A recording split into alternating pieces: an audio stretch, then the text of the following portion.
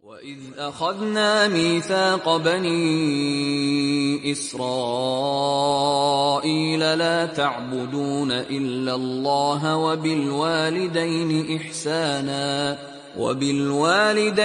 إِحْسَانًا وَذِي الْقُرْبَى وَالْيَتَامَى وَالْمَسَاكِينِ وَقُولُوا لِلنَّاسِ حُسْنًا وَأَقِيمُوا الصَّلَاةَ وَآتُوا الزَّكَاةَ ثُمَّ تَوَلَّيْتُمْ إِلَّا قَلِيلًا مِّنكُمْ وَأَنتُم مُّعْرِضُونَ. Ihsan. Ihsan adalah menyembah Allah Subhanahu wa taala dengan seolah melihatnya. Apabila tidak mampu, maka bayangkanlah Allah Subhanahu wa taala melihat perbuatan kita. Ihsan adalah beribadah dengan ikhlas, baik ibadah khusus maupun umum. Dalam surah Al-Baqarah ayat 83, Allah Subhanahu wa taala memerintahkan untuk berperilaku ihsan, yang artinya, dan ingatlah ketika kami mengambil janji dari Bani Israel, yaitu janganlah kamu menyembah selain Allah dan berbuat kebaikanlah kepada ibu bapakmu dan kaum kerabat, anak-anak yatim, dan orang-orang miskin, serta ucapkanlah kata-kata yang baik kepada manusia. Dirikanlah sholat dan tunaikanlah zakat. Kemudian kamu tidak memenuhi janjinya, kecuali sebahagian kecil daripada kamu, dan kamu selalu berpaling. Surah Al-Baqarah ayat 83, tafsir dari Kementerian Agama. Ingatlah dan renungkanlah keadaan mereka ketika kami melalui Rasul kami mengambil janji dari Bani Israel, yaitu bahwa janganlah kamu menyembah sesuatu pun dalam bentuk apapun selain Allah yang Maha Esa, dan berbuat baiklah dalam kehidupan dunia ini kepada kedua orang tua dengan kebaikan yang sempurna, walaupun mereka kafir. Demikian juga berbuat baik kepada kerabat, yaitu mereka yang mempunyai hubungan dengan kedua orang tua, serta kepada anak-anak yatim, yakni mereka belum balik sedang ayahnya telah wafat, dan juga kepada orang-orang miskin, yaitu mereka yang membutuhkan uluran tangan. Dan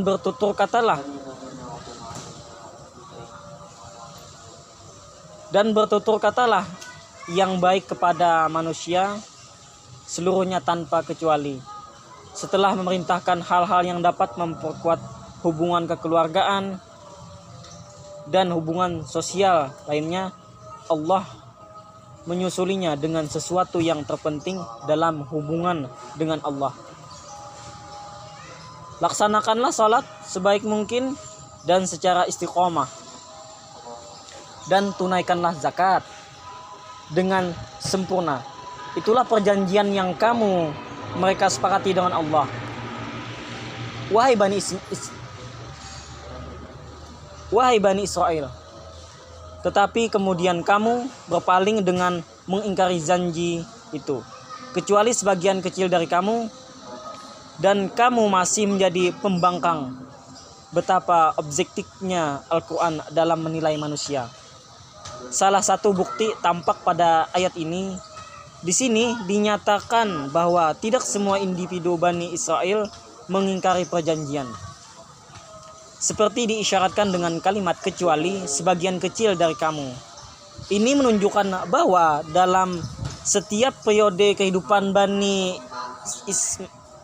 Israel, bangsa-bangsa lain selalu saja ada sekelompok kecil yang tetap berjalan lurus dengan mengikuti suara hati nuraninya untuk selalu berbuat baik. Seperti dapat kita baca pada surah Ali Imran ayat 113, bila ayat-ayat yang lalu berkaitan dengan hal-hal yang harus mereka kerjakan, Maka ayat ini mengingatkan isi perjanjian menyangkut hal-hal mereka tinggalkan. Ayat ini memerintahkan lagi, dan ingatlah juga ketika kami melalui Nabi Musa mengambil janji dari leluhur kamu, wahai Bani Israel, janganlah kamu menumpahkan darahmu, yakni membunuh orang lain tanpa hak, dan jangan pula kamu mengusir dirimu, saudara sebangsamu, dan kampung halamanmu, apalagi kampung halaman mereka sendiri. Selanjutnya mereka juga diingatkan, kemudian kamu berikrar di depan umum akan memenuhinya. Wahai yang dapat mendengar ayat Al-Quran ini dan yang hidup pada masa Nabi Muhammad SAW dan bersaksi bahwa perjanjian itu memang pernah dilakukan oleh nenek moyang kalian. Ayat ini mengingatkan dan menegaskan pentingnya persatuan dan kesatuan antar manusia. Isyarat ini diperoleh dari penggunaan kata darahmu, dirimu sendiri, dan kampung halamanmu. Padahal yang dimaksud adalah orang lain. Ini karena dalam pandangan Allah Subhanahu wa taala, seseorang manusia pada hakikatnya merupakan saudara sekutu, seketurunan manusia yang lain. Dapat juga dikatakan bahwa jika seseorang berbuat buruk kepada orang lainnya, maka pada hakikatnya ia berbuat buruk kepada dirinya sendiri, seperti yang dinyatakan dalam surah Al-Hujurat ayat 11.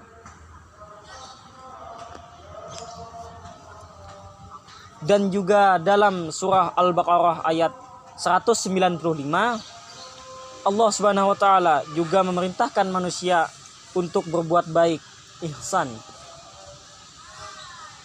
yang artinya, dan belanjakanlah harta bendamu di jalan Allah, dan janganlah kamu menjatuhkan dirimu sendiri ke dalam kebinasaan, dan berbuat baiklah, karena sesungguhnya Allah menyukai orang-orang yang berbuat baik.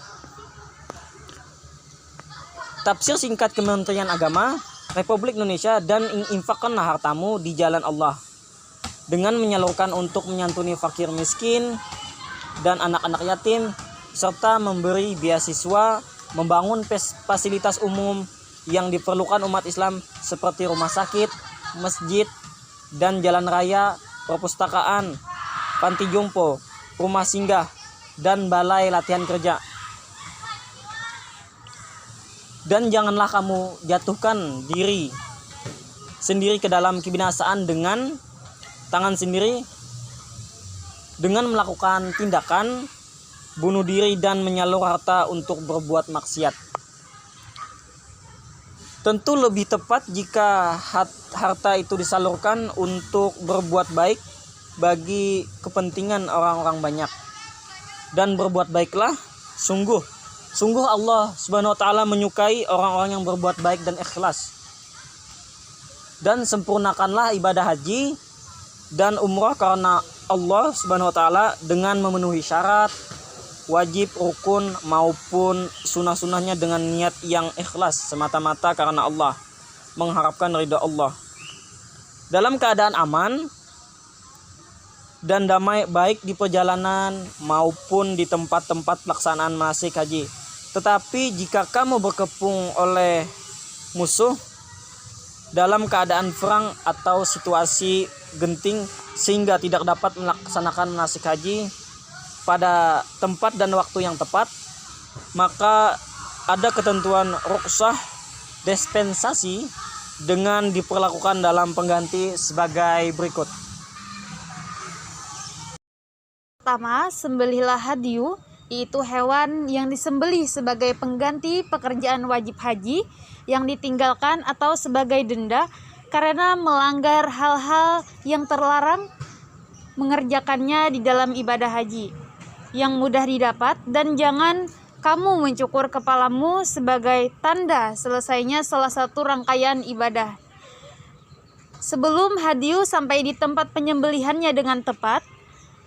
Yang kedua, jika ada di antara kamu yang sakit atau ada gangguan di kepalanya, lalu dia bercukur sebelum selesai melaksanakan haji, maka dia wajib membayar fidyah atau tebusan, yaitu dengan memilih salah satu dari berpuasa, bersedekah, atau berkurban, supaya kamu bisa memilih fidyah yang sesuai dengan kemampuan kamu.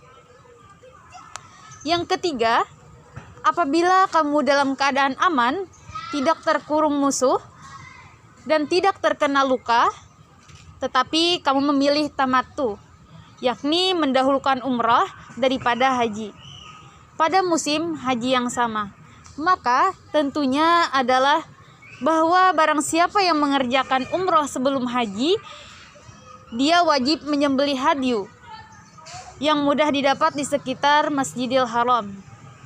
Tetapi jika tidak didapatkan, yakni tidak mampu dan tidak memiliki harta senilai binatang ternak yang harus disembelih, maka dia wajib berpuasa 3 hari dalam musim haji dan 7 hari setelah kamu kembali ke tanah air. 10 hari secara keseluruhan.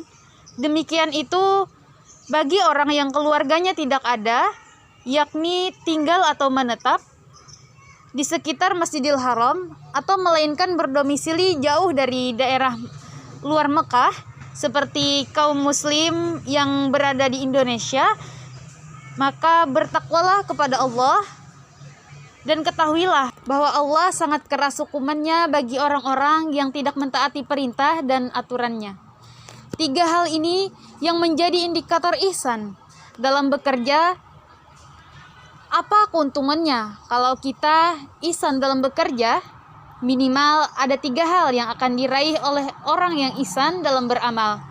Yang pertama, dia akan meraih kasih sayang dari Allah Subhanahu wa Ta'ala, Allah yang mencintai orang-orang yang berihsan. Dalam surah Al-Baqarah ayat 195. Yang artinya, bila Allah mencintai hambanya, maka dia memanggil Jibril alaihi salam dan berkata bahwa dia mencintai fulan, dan Jibril mencintainya. Lalu Jibril menyeru penduduk langit agar mencintai fulan, maka penduduk langit dan bumi juga mencintainya. Bila penduduk bumi mencintai fulan, maka mudahlah baginya untuk naik karirnya dan disenangi atasannya. Yang kedua, orang berihsan mendapatkan pahala dari Allah Subhanahu wa Ta'ala serta tidak akan merasa takut di dunia maupun di akhirat. Juga tidak merasa bersedih dengan masa depannya. Jelaskan dalam surah Al-Baqarah ayat 112. Yang ketiga, orang berihsan akan mendapat pertolongan dari Allah Subhanahu wa Ta'ala. Maka Allah berfirman, yang artinya, dan orang-orang yang berjihad untuk mencari keridhaan, benar-benar akan kami tunjukkan kepada mereka jalan-jalan kami. Dan sesungguhnya Allah benar-benar beserta orang-orang yang bertaubat dan berbuat yang baik. Jelaskan dalam Quran surah Al-Ankabut ayat 69. Kata-kata beserta dalam terjemahan tersebut menunjukkan ma'iyatullah ahassah, yaitu pertolongan Allah bila kita semua berperilaku ihsan dalam menunaikan tugas, sudah pasti dicintai oleh Allah Subhanahu wa Ta'ala dan akan mendapatkan pertolongannya dalam menghadapi berbagai tantangan di era global ini. Kita sudah harus mulai untuk berihsan dalam bersikap pekerjaan kita. Kemudian ada Quran surah Al-Isra ayat 7 yang artinya, jika kamu berbuat baik, berarti kamu berbuat baik bagi dirimu sendiri. Dan jika kamu berbuat jahat, maka jahat itu bagi dirimu sendiri. Dan apabila datang saat hukuman bagi kejahatan yang kedua, kami datangkan orang-orang lain untuk menyuramkan muka-muka kamu, dan mereka masuk ke dalam masjid sebagaimana musuh-musuhmu memasukinya pada kali pertama, dan untuk membinasakan sehabis-habisnya apa saja yang mereka kuasai. tafsir Jalalain, kemudian kami katakan, jika kalian berbuat baik dalam mengerjakan ketaatan, berarti kalian berbuat baik bagi diri kalian sendiri. Karena sesungguhnya pahala kebaikan itu sendiri untuk diri kalian sendiri. Dan jika kalian berbuat jahat dengan menimbulkan kerusakan, maka kejahatan itu bagi diri kalian sendiri sebagai pembalasan atas kejahatan kalian. Dan apabila datang saat hukuman bagi kejahatan yang kedua, maka kami mengutus mereka untuk menyuramkan muka-muka kalian, untuk membuat kalian sedih karena terbunuh dan tertawan hingga pengaruh kesedihan itu dapat terbaca dari roman muka kalian. Dan mereka masuk ke dalam masjid, yakni Baitul Maqdis, untuk menghancurkannya, sebagaimana musuh-musuh kalian memasukinya dan menghancurkannya pada kali pertama, dan untuk menghancurkan, untuk mengodakan pembinasaan terhadap apa saja yang mereka kuasai, yang dapat mereka kalahkan dengan penghancuran habis-habisan, dengan pembinasaan yang sehabis-habisnya. Ternyata mereka melakukan kerusakan untuk kedua kalinya, yaitu dengan membunuh Nabi Yahya. Maka Allah Subhanahu wa Ta'ala mengirimkan untuk membinasakan mereka Raja Bukhtanasor. Raja Bukhtanasor akhirnya membunuh ribuan orang dari kalangan mereka dan menahan anak cucu mereka, serta memporak-porandakan Baitul Maqdis.